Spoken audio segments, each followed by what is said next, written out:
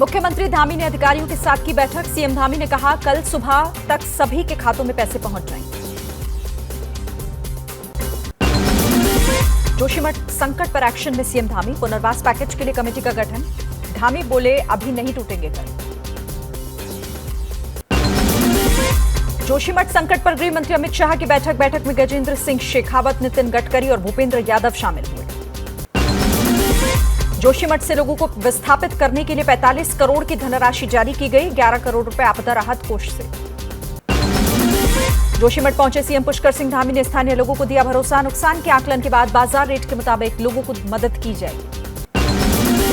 जोशीमठ के होटलों को तोड़ने का काम लोगों की सहमति के बाद होगा। लोगों के विरोध के बाद फिलहाल होटलों को तोड़ने का काम रुका। जोशीमठ में अब तक 723 मकानों में दरारें पाई गई। 145 परिवारों के 499 लोगों को अब तक विस्थापित किया जा चुका है। उत्तराखंड स्पेस एप्लीकेशन सेंटर के डायरेक्टर डॉक्टर एमपीएस बिष्ट ने कहा जोशीमठ में क्षमता से ज्यादा निर्माण हो चुका है। बर्फबारी से दरारें बढ़ सकती हैं। जोशीमठ संकट के बीच मौसम का खतरा। ऊपरी हिमालय क्षेत्रों में बर्फबारी और निचले क्षेत्रों में बारिश से मौसम खराब हुआ। जोशीमठ संकट के बीच बीती रात औली में बर्फबारी हुई। सीजन की पहली बर्फबारी से जोशीमठ का संकट और बढ़ता नजर आ रहा है। जम्मू कश्मीर के गांदरबल में हुआ हिमस्खलन। सोनमर्ग का रास्ता बंद। हिमस्खलन से किसी भी तरह के नुकसान की खबर नहीं। जम्मू कश्मीर के सोनमर्ग में हो रही है भारी बर्फबारी। बर्फबारी की वजह से सड़कों और वाहनों पर जमी बर्फ की मोटी चादर।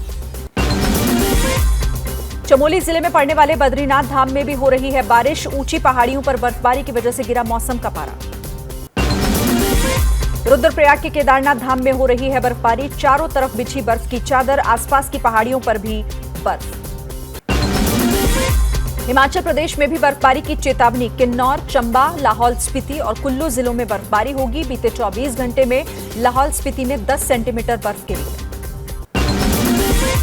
कड़ाके की ठंड के बीच दिल्ली एनसीआर में बारिश की फुहार।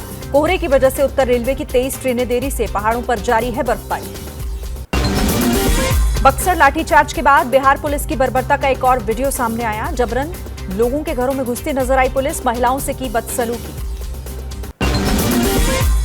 बक्सर के बवाल पर सिर्फ इतना ही बोले सीएम नीतीश कुमार। घटना को डीएम देख रहे हैं। बिहार के बक्सर में लाठीचार्ज में घायल किसानों के परिवार से मुलाकात करेंगे केंद्रीय मंत्री अश्विनी चौबे। पुलिस की बर्बरता का शिकार हुए किसानों का जानेंगे हाल।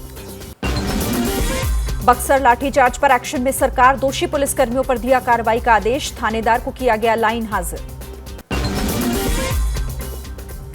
सरकारी विज्ञापन विवाद में आम आदमी पार्टी को नोटिस। 10 दिन में 164 करोड़ जमा करने का निर्देश। पार्टी के विज्ञापन के लिए सरकारी पैसे के इस्तेमाल का आरोप।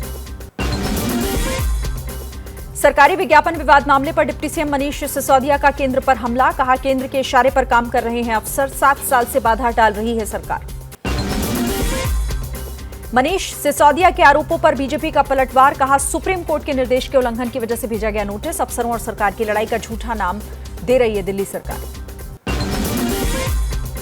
अपने विवादित बयान पर कायम बिहार के शिक्षा मंत्री। कहा अन्याय करने वाले मांगे माफी। रामचरितमानस को बताया था नफरत फैलाने वाला ग्रंथ। बिहार के शिक्षा मंत्री के बयान पर बीजेपी सांसद सुशील मोदी ने पलटवार किया। एबीपी न्यूज पर सुशील मोदी ने कहा कि ऐसे मंत्री को तुरंत बर्खास्त किया जाए। आजादी में योगदान पर बोले गृह मंत्री अमित शाह। कांग्रेस का आंदोलन में बड़ा योगदान, लेकिन इसमें और लोगों का भी योगदान है। वीर सावरकर पहले व्यक्ति थे जिन्होंने इसे आजादी की पहली लड़ाई करार दिया। त्रिपुरा पहुंचे बीजेपी अध्यक्ष जेपी नड्डा। अगरतला में आज पार्टी की जन विश्वास यात्रा के समापन में शामिल होंगे।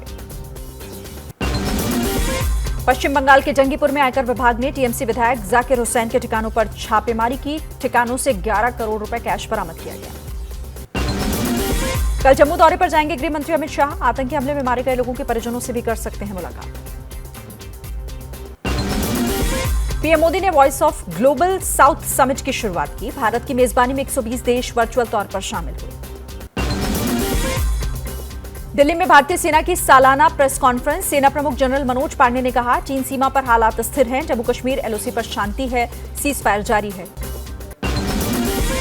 कल वाराणसी में गंगा विलास क्रूज को पीएम मोदी दिखाएंगे हरी झंडी। वाराणसी से डिब्रूगढ़ के लिए रवाना होगा ये क्रूज। 3200 किलोमीटर से अधिक लंबा सफर तय करेगा। कंठावला कांड की जांच के लिए गुजरात से आई फॉरेंसिक टीम। दिल्ली पुलिस की अपील पर नेशनल फॉरेंसिक साइंस यूनिवर्सिटी से 5 लोगों की टीम सुल्तानपुरी पहुंची। दिल्ली में दिल दहला देने वाली वारदात, 53 साल की हिंदू महिला की हत्या कर शव को कब्रिस्तान में दफनाया था। तीनों आरोपी गिरफ्तार। हरियाणा के पानीपत में खाना बनाते समय गैस सिलेंडर फटा, हादसे में परिवार के 6 लोगों की मौत। यूपी के हमीरपुर में दर्दनाक हादसा, हीटर से बिस्तर में लगी आग, मां और 2 मासूमों की मौत। कोलकाता से सटे बिधानगर के बाजार में भीषण आग, गैस सिलेंडर फटने से लगी आग पर काबू पाया गया। नोएडा में छात्रों के 2 गुटों में झड़प, पुलिस ने भाग रहे एक छात्र को गिरफ्तार किया, कार को सीज किया गया। ग्रेटर नोएडा में ऑटो एक्सपो 2023 का शुभारंभ, हफ्ते भर तक चलने वाले इस ऑटो एक्सपो में देश विदेश की ऑटोमोबाइल कंपनी भी अपने उत्पाद और टेक्नोलॉजी को प्रदर्शित करेंगी। कोरोना के नए वेरिएंट पर भारत में कोविड वर्किंग ग्रुप के चेयरमैन डॉक्टर एनके अरोड़ा का दावा, कहा हमें घबराने की नहीं है जरूरत, यूरोपीय और उत्तरी अमेरिका देशों पर रखी जाए कड़ी नजर।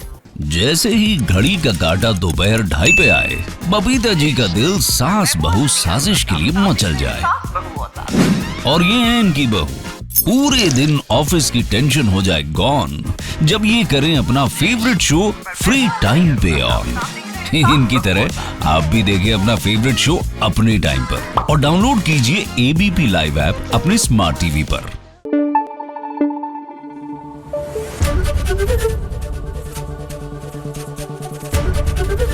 एबीपी न्यूज आपको रखे आगे।